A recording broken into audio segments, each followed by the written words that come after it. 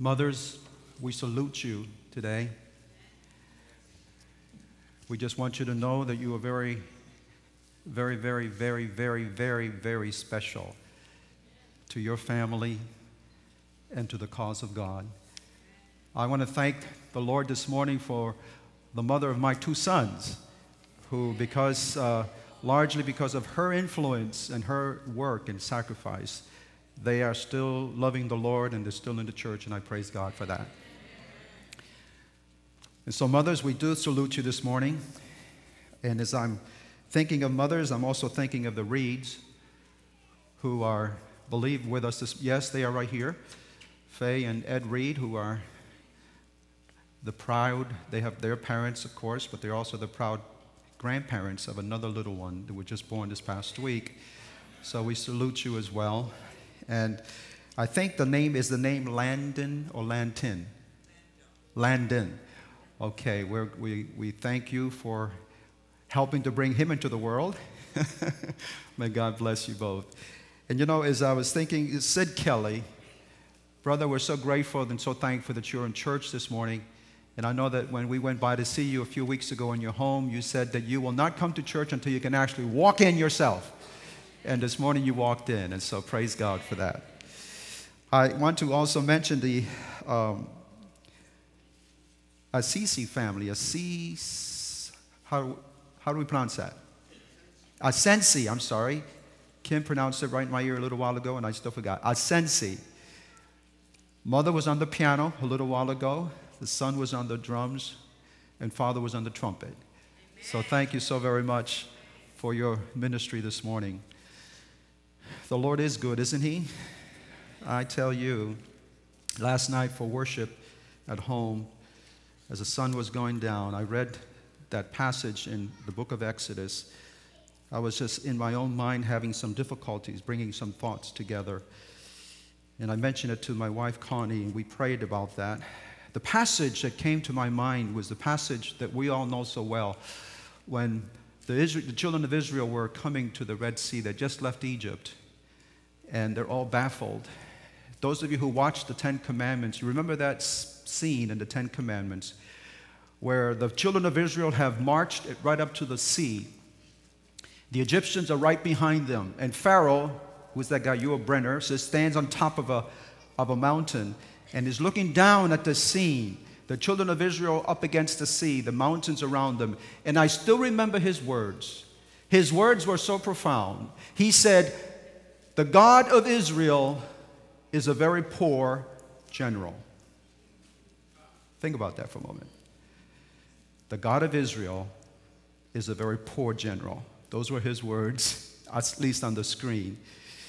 And then, of course, we know what happened thereafter. And the words that really struck me last night as we were studying having sundown worship were the words where Moses said, "Be still and see the salvation of the Lord." I hope you're hearing that voice this morning. I don't know what, as Kim prayed this morning in prayer this morning, I don't know what was going on in your life, but this morning I want you to be still, to listen, and behold the salvation of the Lord in your own life. I wonder what you think about when no one's around. When you're all alone with your thoughts. I wonder if sooner or later your thoughts turn to your inadequacies. Your inadequacies as a Christian.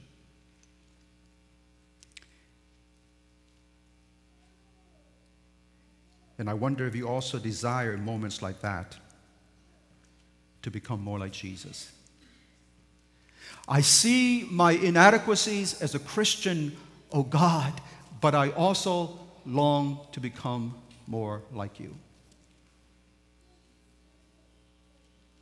I wonder if, like me, in those quiet moments alone, if you pray for a revival of true godliness in your own life,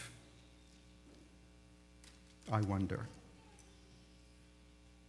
And I also wonder if in those quiet moments alone you pray for your church as well. That it too may experience the same revival that you crave so much in your own life. I wonder. You see, you look at your life. Listen, friends, let's be honest. We look at our lives. We know we're not where God wants us to be, individually, spiritually.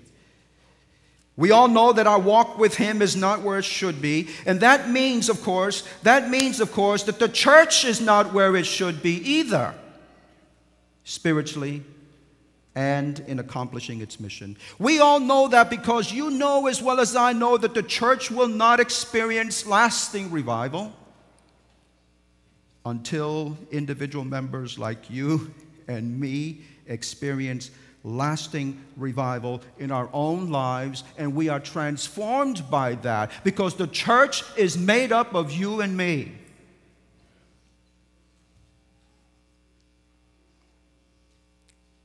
And so I just told you, in a nutshell, my friend, the reason why back in the middle of February, we began a series of sermons on revival. And we chose at that time, as the text for the series, 2 Chronicles 7:14, as Brandon mentioned in the songs that we were singing this morning. Take your Bibles, if you will, please, and turn there with me to 2 Chronicles, way back in the Old Testament. 2 Chronicles. By now, I hope that you are very familiar with 2 Chronicles, because it's a very familiar passage. The Old Testament, 2 Chronicles, chapter 7. This is the last in the series of this special text. Follow along with me, if you will, please, in your Bible. I'm reading from the NIV. I want to start with verse 13, because this is the setting, gives us the setting here for what is to follow. Verse 13. When I shut up the heavens so that there is no rain, or command locusts to devour your land, or send a plague upon my people. And here's the text.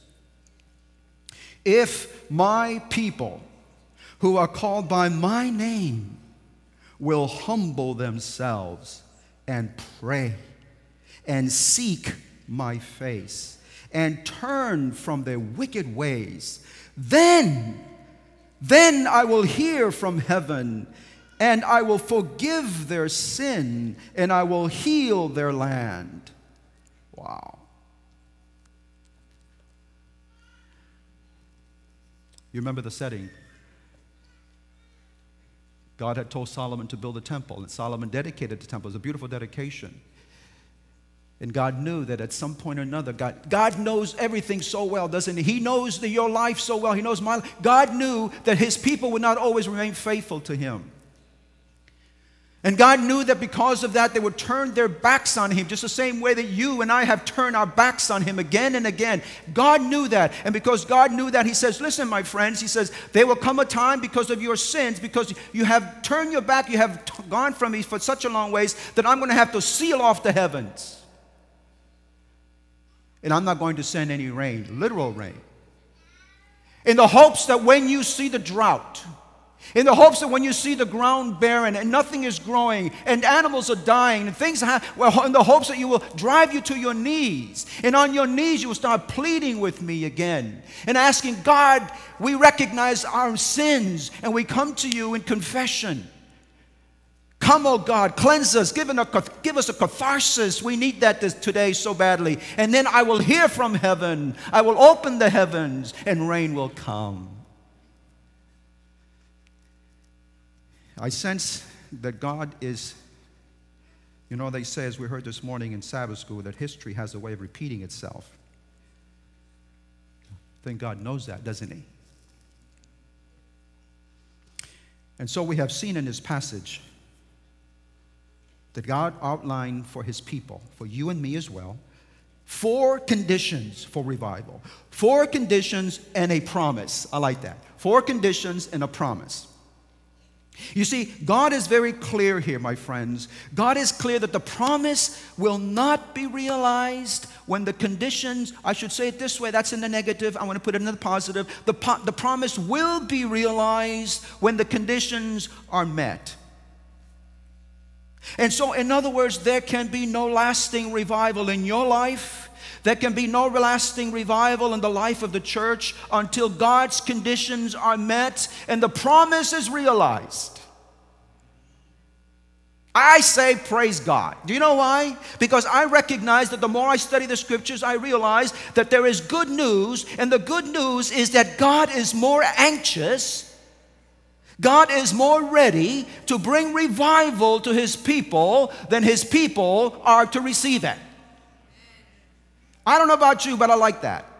When somebody's anxious to give me something more than I'm ready to receive it, that makes me feel pretty good, because that makes me feel very special. And so,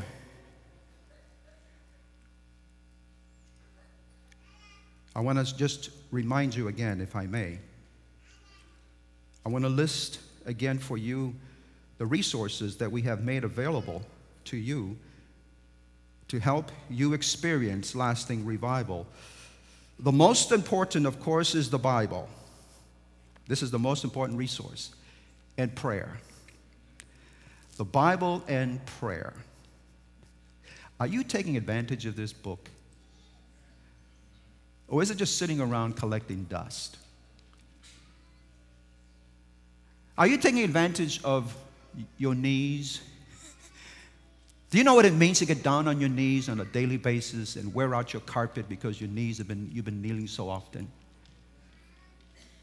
That's what it's all. That's where it begins. It begins right here, my friends. It begins with understanding your great need for God on a daily basis.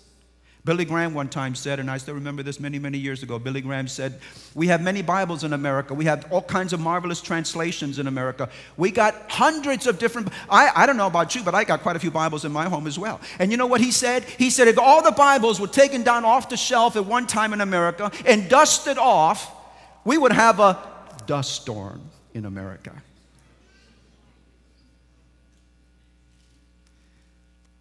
And so here's the first resource that we're trying to get you to read. And of course, prayer. The other resource that we have made available to you is the 40 days of prayer.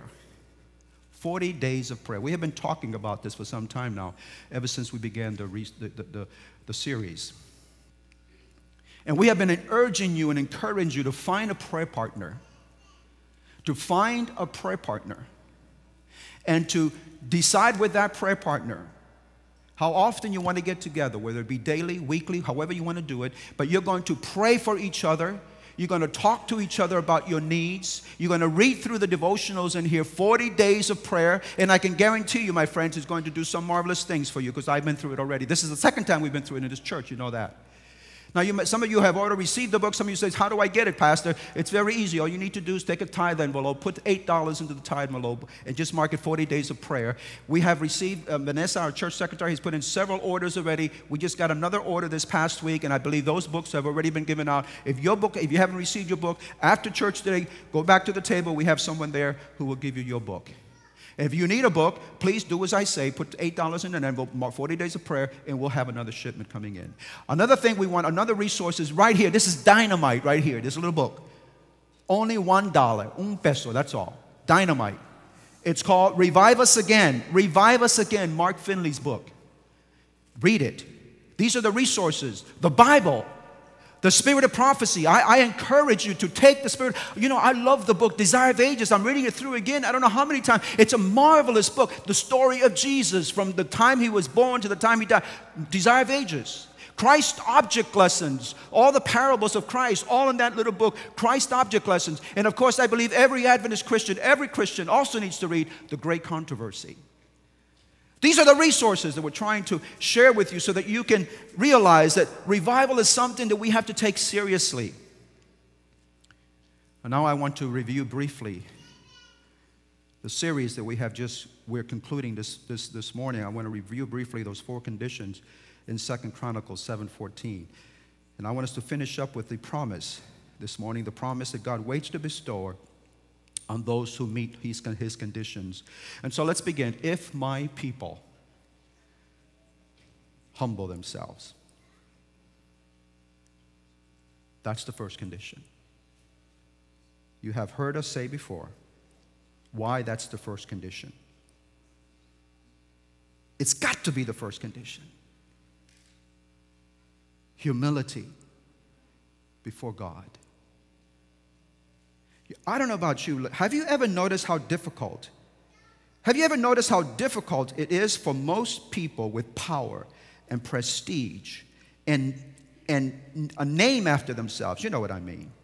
Have you ever noticed how hard it is for those people to display humility?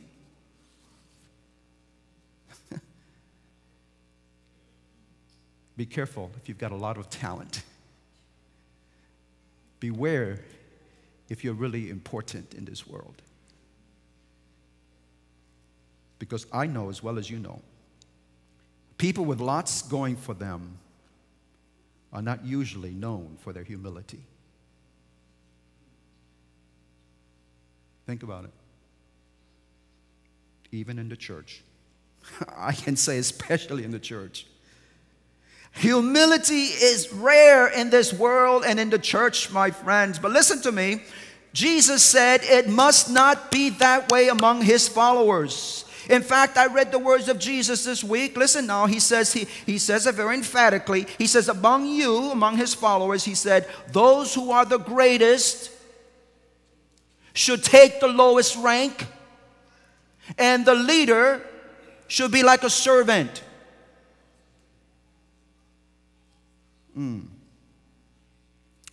You know what I like about great leaders?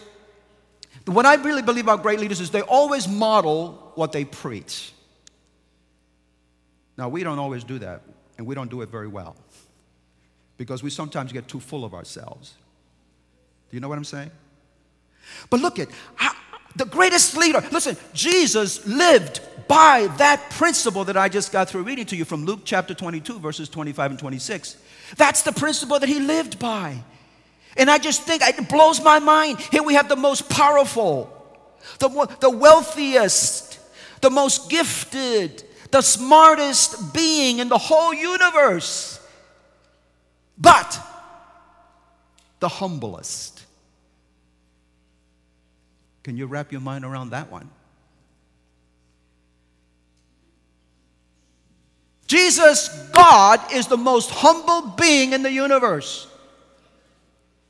Jesus said it, Paul said it this way about Christ. Remember what Paul said? Paul says in Ephesians 2:5, he says, therefore, he says, when he talks about Jesus, he says, therefore, let the same mind that was in Jesus, let the same mind be in you that was in Christ Jesus, who emptied himself, taking the form of a slave, and being found in human form, he humbled himself. Can you see that? The King of the universe humbled himself, and he became obedient to the point of death, even death on the cross. Humility. The God of Calvary is the most humble being that you will ever meet, my friends. And his children, that's you and me, are to reflect the same attribute in our lives. Oh, God, help us. And that's why humility is the first condition for revival in the church and in the child of God. You think you're something, are you? Then you better be a servant. Be a servant. Second condition in revival. Can you believe it? Prayer. If my people pray. You notice all these if conditional, which means that we may not do it. But if we do, if my people pray. Christians talk an awful lot about prayer, but studies are showing, listen to me, studies show that we do relatively little of it. In fact, studies are showing that on the average, Christians in America pray less than 5 minutes a day.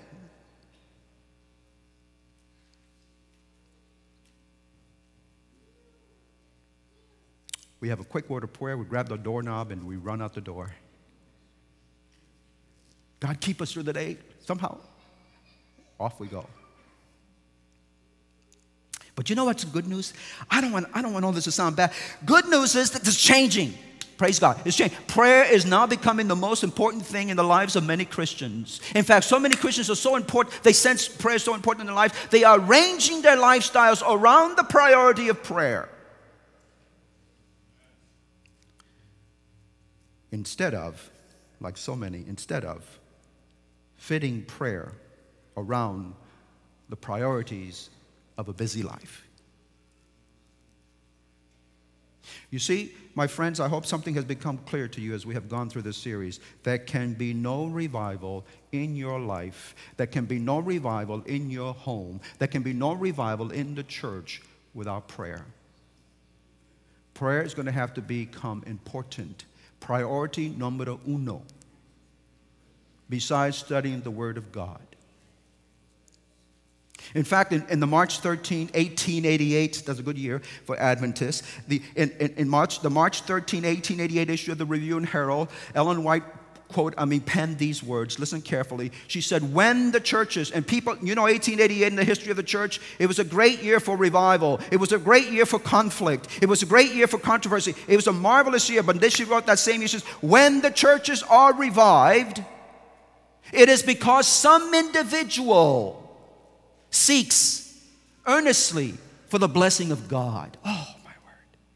He goes to work in earnest, and souls are aroused to seek for a like blessing, and a season of refreshing falls on the hearts of men.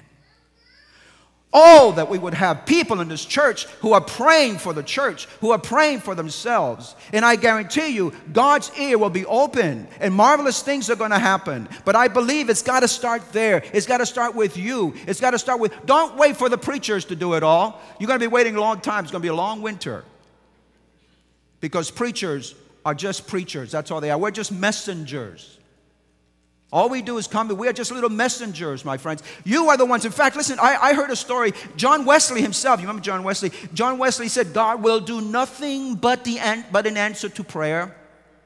And then there's a guy I never heard of before. His name is Jeremiah Lansphere. Never heard of him. Jeremiah Lansphere. He was a church janitor in his church. And he had a great burden for revival one day. And so he invited 6 of his friends to come and pray with him in his place of janitorial wherever he worked. After some time, that small group grew to 14, and then it grew to 23. And then they all decided to meet every day to pray. A janitor, praise God for janitors. Can you hear that? Can you say that with me? Praise God for janitors. When you come in here on Sabbath morning and everything looks clean and tidy, praise God for the people who do that. But here is this man, Jeremiah. 23 people he finds, and he says, look guys, let's meet every day. They started meeting every day. And after a while, listen to this now, after a while, that prayer group began to grow to the point where they had 6,100 men. For one reason, remember those were in the old days back there. 600 were meeting to pray during the noon hour. And they said the revival spread throughout the entire community. That's why they had 6,000. Hundreds of people came to know the Lord. Prayer meetings began to spring up at 8 o'clock in the morning, 12 noon, and 6 p.m. And as I think about it, it all started because a church janitor decided that he needed prayer, he needed revival in his own life. If my people pray, which means we may not. And you know what's the worst thing that could ever happen? The worst thing that could ever happen is that we stay the way we are. Nothing changes. That's bad. So let's move on to the next one, the third condition.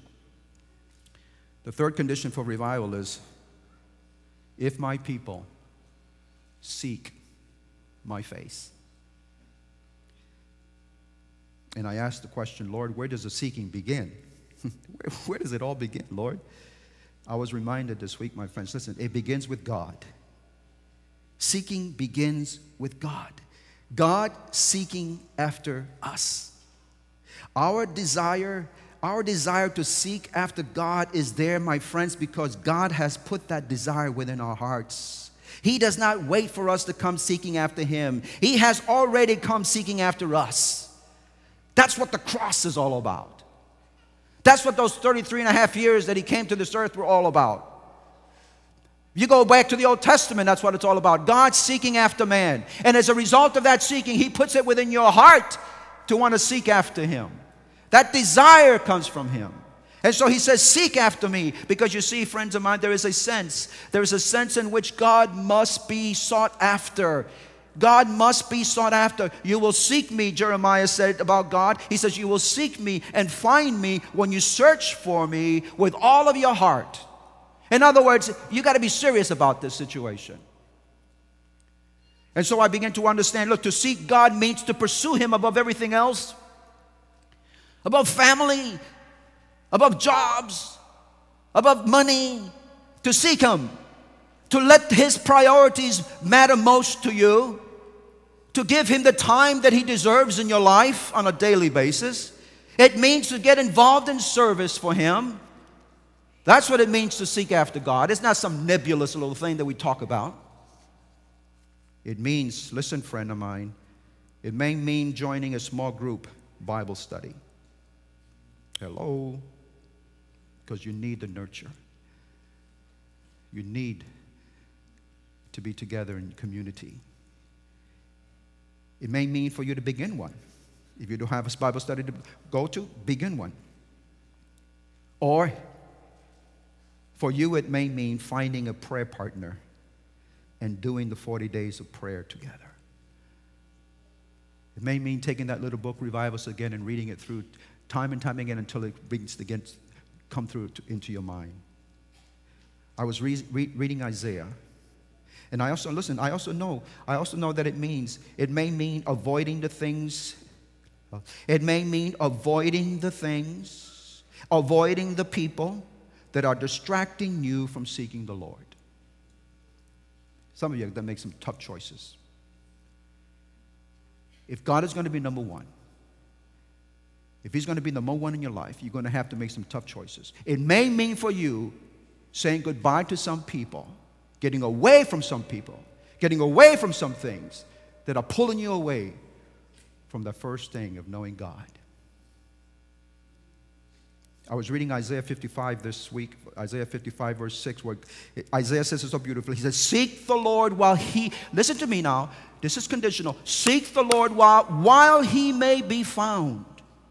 Call on him while he is still near. And as I read those words, I realized Isaiah is hinting at something here, friend. Listen, he is hinting that the time to seek the Lord is running out. Did you hear that? The time to seek the Lord is running out. There will come a time, Isaiah is telling us, there will come a time when God will no longer be found. In fact, the prophet Amos says, Amos chapter 8, verses 11 through 12, he says, the days are coming, he says, when you're going to see people running all around the place, all around the world, trying to find happiness, trying to find peace, trying to find something, trying to find the word of God. The way he says it, they're running everywhere, searching for the word of the Lord, searching, but they will not find it. Bibles will still be in plenty. I don't believe the Bible is going to be destroyed. No. Bibles are still going to be in plenty, my friends. But the teaching and the preaching of the word of God, God's truths will be forbidden to be taken and given out. It is time to seek the Lord, says Hosea. Are you seeking him? Am I seeking him? Is he the number one thing that we really want to find in this world? Remember what he says, you will find me when you seek for me with all your heart. There's no guessing here. You're going to find him. Are we really serious about it? Here's the fourth condition. The fourth condition for revival is, if my people turn from their wicked ways. I have to tell you, that's when I don't like to finish up. I don't like that one. Nobody likes to be told that they're wicked. You ever been told you're wicked? That doesn't sound very nice. You kind of get very, very upset about it. But when God is saying it, hello, he knows. He sees, he knows things about you that no one else knows. If my people turn from their wicked ways. And remember we talked about this. We meant to turn from our wicked ways implies a turning away from our self-destructive behaviors. That is, behavior that can destroy us physically and spiritually. Remember we talked about this. We said that included in that self-destructive behavior are people who love to overwork. We have workaholics in the church. We have pastors that are workaholics in the church. We all have to be very careful here. It also means a lack of exercise. Are you taking care of your body? It also means poor eating habits. It also means too much time with the television and with the internet. It also means all kinds of addictions that you may be addicted to. All addictions that erode your relationships. Addictions have a tendency of eroding relationships. And they begin by eroding the relationship between you and your family. And then they begin to erode relationships between you and your God. And that's why God says, turn from those ways. Self-destructive ways that we have. Galatians, I like what Paul says in Galatians, because I also realize something else. To turn from our wicked ways also means turning from our destructive behavior that hurts other people. Are you listening? It isn't just the things that are bad enough in themselves to destroy us because of our health habits, because of the things that we tend to do, that we overdo. That's what an addiction really is. But it's also the things that we tend to do to hurt other people. Those destructive ways that we have in which we destroy other people. God says that's not good. I want my people to turn away from that. This is why Paul says in Galatians 5:15, he says, if you keep on biting, he's talking about the church, if you keep on biting and devouring each other, watch out, he says, or you will destroy one another.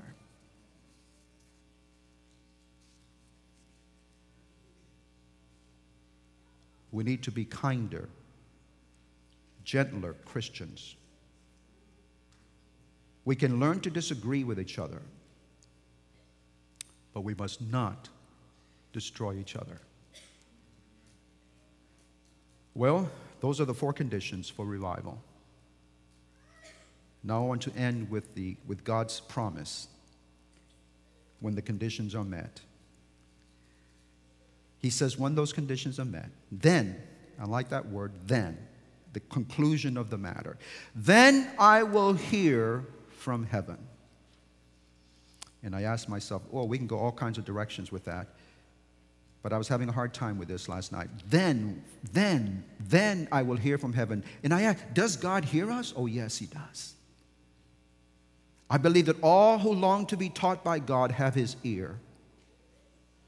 Revelation 29. Please go to Revelation 29 with me in your Bibles. I don't mean Revelation. I said Revelation, Jeremiah. I'm in Jeremiah 29. Jeremiah 29. You know this passage. Jeremiah 29.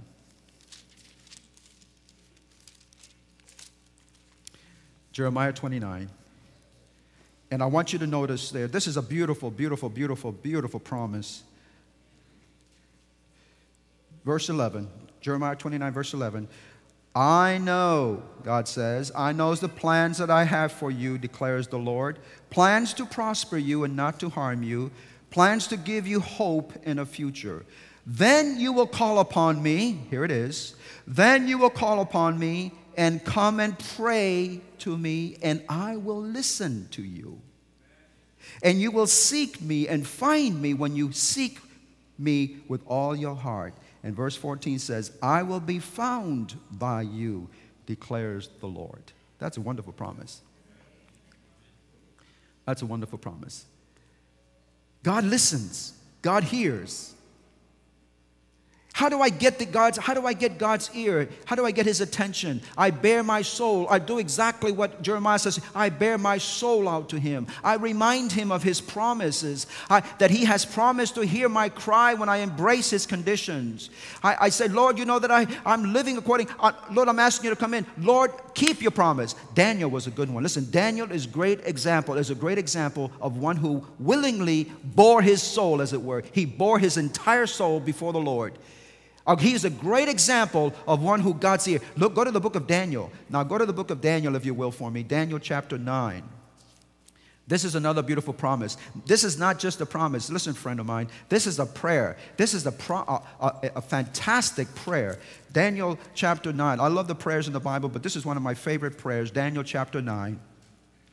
The whole chapter is a prayer. I encourage you to read the whole chapter sometime prayerfully. But look at verse 17 with me this morning. Verse 17 there. He says, this is Daniel pouring out his heart. Lord, I know that you hear me. Can you hear him? I know you hear me, Lord. And your people, Lord, are in need. Listen to what he says. Now, our God, verse 17. Now, our God, hear the prayers and petitions of your servant, of Daniel. For your sake, O Lord, look with favor on your desolate sanctuary. In other words, look with favor, Lord, on your people who are in need of you.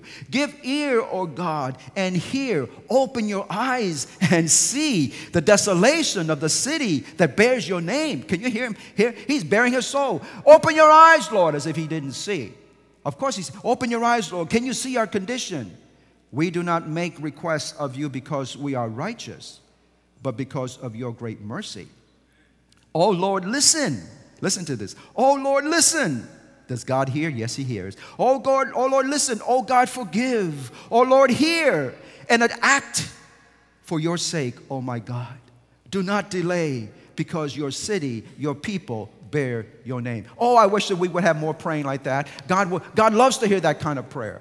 Did God hear Daniel's prayer? Yes, he did. That same day, no. You pray, keep praying. God in his own time, in his own way, will listen to your prayer. Go over to chapter 10, just the next chapter over. Chapter 10, just one page over. And notice how God answers Daniel's prayer. Chapter 10, verse 11. Chapter 10, beginning with verse 10. Chapter 10, verse 10. A hand touched me, Daniel says, and set me trembling on my hands and knees. He said to me, verse 11, Daniel, you who are highly esteemed, consider carefully the words I am about to speak to you, and stand up, for I have been sent to you. And when, I got some perspiration in my eye. Okay. Daniel, verse 11, says, Daniel, you are highly esteemed. Consider carefully the words that I am speaking to you. Stand up, for I have been sent to you. This is Gabriel speaking to him. Can you imagine Gabriel? For I have been sent to you. And when he said this to me, I stood up trembling. Then he continued, do not be afraid, Daniel. Since the first day that you set your mind to gain understanding, in other words, from the first time you started praying, Daniel, and to humble yourself, you notice that? To gain understanding and to humble yourself before your God, your words were heard, and I have come in response to them. I don't know about you. Isn't that wonderful? To get a prayer answer like that? I believe God wants to do that, friends. I really do. Did God hear? Oh, yes, he heard. Does God hear you? Yes, he does. He's just waiting for you and me to meet the conditions. And then he challenges you, he challenges me to open up your soul before him. Don't hold back. Remind him of his promise. Then he says, then I will forgive. Then I will forgive. Do we need forgiveness? Oh, yes, we need forgiveness. He is waiting for us to acknowledge that we have not known him as we ought. That the things of earth have filled our thoughts, that we have not loved him as we are, that we have not served him as we are, as the song goes. He is waiting for us to hunger and to thirst for revival in ourselves and in our church, but he is ready and anxious to forgive, and he does forgive. Remember what he says to Ephesians, Paul through Ephesians, in him we have redemption through his blood, and forgiveness of sins in accordance with his riches, the riches of God's grace. Wow. Then the psalmist says this, thou hast forgiven the iniquity of thy people. Thou hast covered all their sin. Praise God. John says in the New Testament, if we confess our sins, he is faithful and just to forgive us our sins and to cleanse us from all unrighteousness. Lord, he's at, oh God, I need a catharsis in my life. Come and do a cleansing. That's what he's waiting. I can see Daniel doing that. And God loves to hear those kinds of prayers. And then the Bible says, and then he will heal our land. Heal our land. In other words, when he's talking about healing the land, he's talking about there's a drought. There's been a drought in the land. bad one. I don't like droughts, do you? Things die, things just don't happen well. And I ask the question, do we need healing in all its forms in our own lives? Oh, yes, we do. And he is just waiting for you and me to take notice that there is a spiritual drought in our lives. If there's anything good that can come from long periods of drought, if there's anything good that can come from long periods of drought, is this, my friends. Hopefully, it will drive us to our knees. And then the rain will come. Jeremiah 33 verse 6 says, I will bring health and healing. I will heal my people, and I will let them enjoy abundant peace and security. Wow. The prophet Hosea said it so well. The prophet Hosea in chapter 6, Hosea verses 1 through 3, he says, come. This is God speaking to you and to me. Come, let us return to the Lord. He has torn us, but he will heal us. He has injured us, but he will bind up our wounds. He will revive us. He will restore us. Let us acknowledge the Lord. Let us press on to acknowledge him. He will come to us like the winter rains, like the spring rains that water the earth. Oh, my friends, God wants to end the drought in your life.